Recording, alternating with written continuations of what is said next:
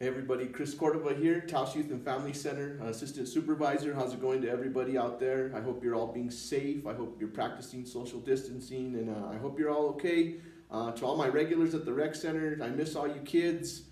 I see you guys once in a while out and about, but rarely because of what's going on in the world. But I wanted to put on something for you guys to watch, to have something productive to do with your time, hopefully. Hopefully I'm of assistance with my information. What I want to do is maybe give a little advice on fishing. I know that's not something we usually do at the Youth and Family Center, fishing. I know you're thinking, what? But if you can get a family member, an adult, to take you out fishing to a stream, a river, a lake, get you out of the house, you're not playing video games all day, driving your parents insane.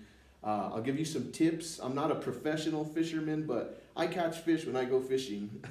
So I want to give you some advice and tips that I use when I'm fishing. I'm going to do this in a few parts, I guess, in a series, so to speak. So today what I want to teach you guys about is maybe picking your rods and reels. Fishing is fun, and you could get to the fun faster by a rod and reel combo, which takes the guesswork out of trying to match a reel to your rod. Believe it or not, a reel that's too heavy for your rod is going to give you issues with casting and whatnot. So I want to show you today a few fishing rods that I use throughout the town. Here in northern New Mexico, we have small streams, i.e. Rio Chiquito, those little small streams. I use a smaller rod for that. When I'm at the Rio Grande, I use a different rod. When I'm at Eagle Nest Lake or Heron Lake or any of these lakes, I use a big rod because you're going to see the difference in your fish to the bigger bodies of water. So what I want to show you guys today is that difference in fishing rods and the rods that I use and the line that I use, 10-pound line, 5-pound line, 15 and 20. Believe it or not, I carry a rod with all those different sizes for when I show up to a river. If I see my son pull out a 19-inch brown, I'm definitely going to go pull out my 10, 15-pound line rod. So I'm going to show you the differences, and hopefully it's helpful to you guys. So with that said, we're going to go start with an ultralight rod. These are great for streams with smaller fish. These are perfect for a lot of streams around Taos for trout, smaller trout, whatever you're fishing for, smaller. Rio Chiquito I'll use again. It's a very small stream. I use grasshoppers, but an ultralight, what you're going to see here, is a shorter fishing rod. This helps me get through the brush and stuff. Sometimes you're kind of getting through the trees and the brush and shrubs and whatnot. I like to use a smaller rod for that. So this is my small stream rod right here. Rio Chiquito, Little Rio Grande, all the small streams, any stream you could think of, smaller streams, this is what I carry. It's a smaller rod, it's very light. As you can see, my reel is not the largest reel, but it works perfectly. It casts. In a small stream, you really don't have to cast much. I pull out my line to an extent, and I'll show you that down the line in a different series down the road. Maybe next week or the week after, we'll start casting. In my next one, I'd like to show you guys how to string your hooks and your swivels and your spinners and whatnot. But for right now, I'm showing you this one right here. This is my smaller stream ultralight rod. Okay, so I'm going to get my light to medium rod. It's great for medium-sized fish, larger trout, bass, walleye. I use this next one at the Rio Grande a lot. So this one right here, it's a bit larger. I'm trying to get it all on camera. This one here, there's a difference in size. This is the one I use. This is a little bit bigger. Actually, you'll notice that my reel is a lot bigger than the other one. There's more string in it in this reel than in my other one. I cast pretty far when I'm at the Rio Grande, especially when the water's a lot higher. You want to get a nice long cast sometimes. This is the rod I use though. This is a very good rod, and I'm going to show you it next to my small stream rod. So this is my small stream rod, the first one I showed you. I know it's hard to see with this camera, but you can already see the difference in size. So small stream, about a medium regular size stream, Rio Grande. Some people consider the Rio Grande a huge river. It's not that huge.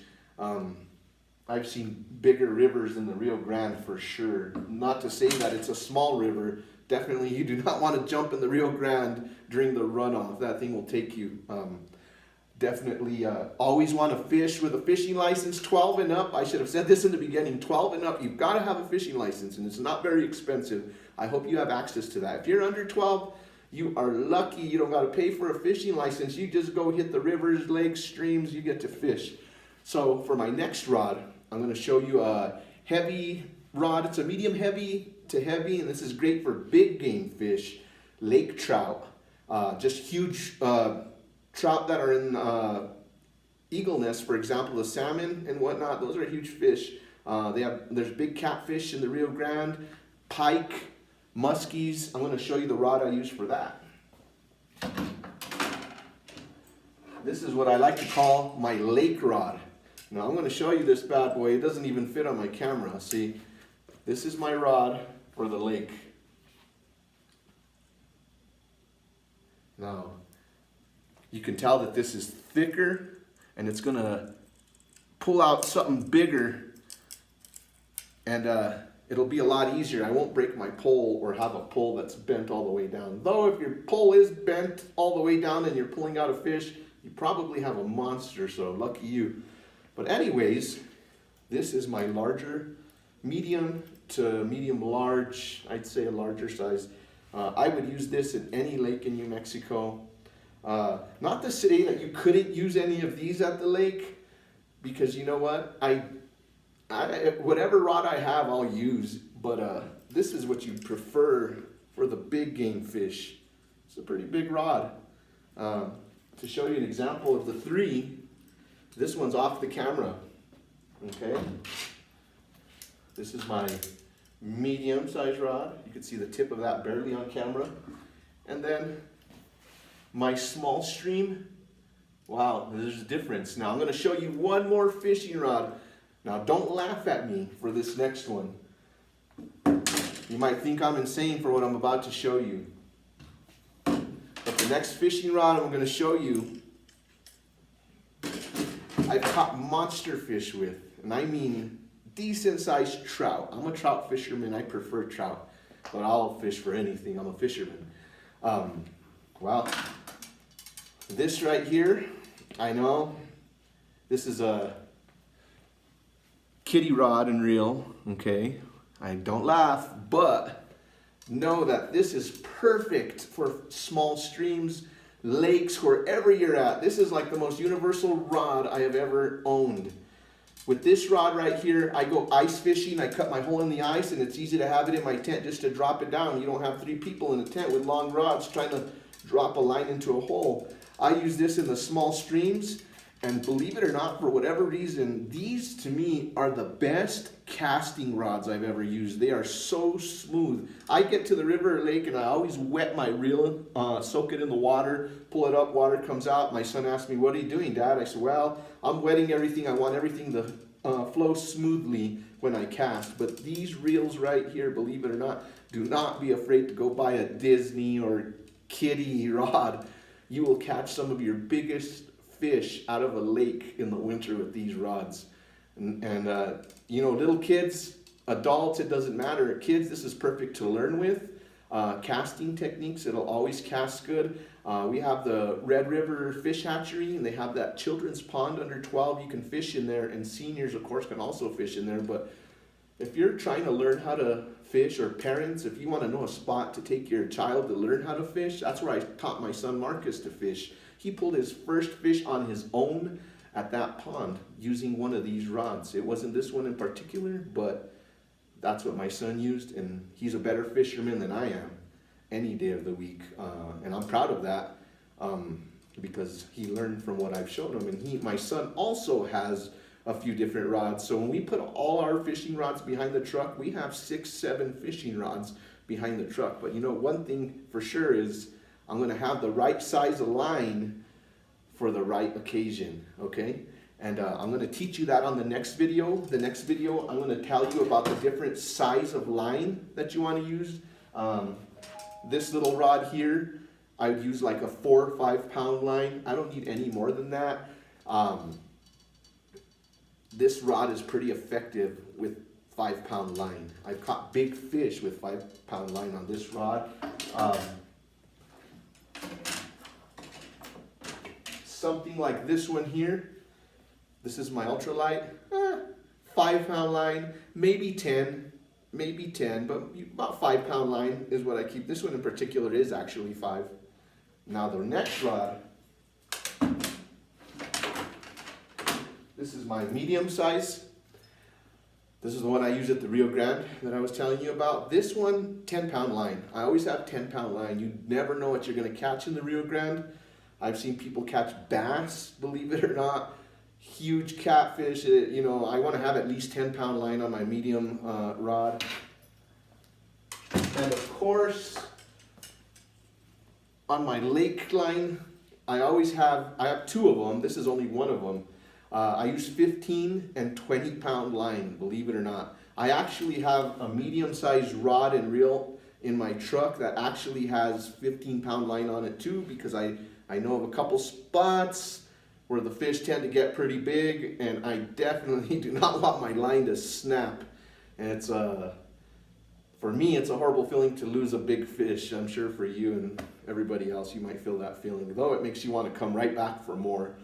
But we'll get more into that on the next episode. And what I'd like to really teach you on the next episode is how to tie your hook, how to tie your spinners, your lures. When I was a kid, I had a hard time tying my hooks and my spinners. I would be shown over and over again. I just never got it right. I'd tie it too tight, they'd snap, or I'd lose a fish and I'd get my line and I could tell it just unrolled.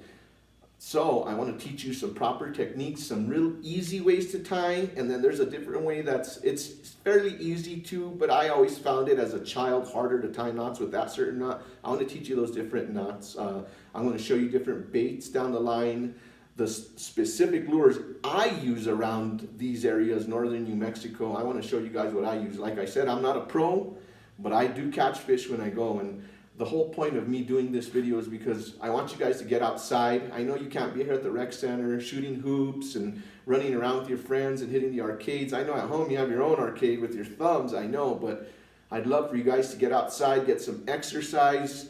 Sometimes we get a little bummed out just being inside all the time. It's nice to get outside, refresh yourself, just practice social distancing, be safe. At least when you're out in the rivers and lakes, you space yourselves when you're fishing anyway, so it's a perfect opportunity to get out, get sunshine, and be together with the family, safely spaced apart from each other, because like I said, nobody fishes right next to each other. You're going to tangle your lines, maybe argue about that was my fish and whatnot. But so with that said, I hope you guys watched this and enjoyed it. I'll have another one coming out next week. And like I said, we'll start jumping into all that. Eventually, I want to go down to the swimming pool and teach you guys how to cast with the different reels. And I'm going to spin those different spinners and show you it in the water to show you how it should spin. Different lures you got to pull, the other ones you just reel in. I'll teach you how to put your sinkers with your hooks, how far away your sinker should be from your hook. It's going to depend on the body of water you're at. If I'm in a river, I'm going to have it maybe a foot to 18 inches, maybe not even that, 9 inches. It's going to depend on the body of water. But I'll show you all that and get into detail. I hope you enjoyed the video. If you like it, let me know. If there's some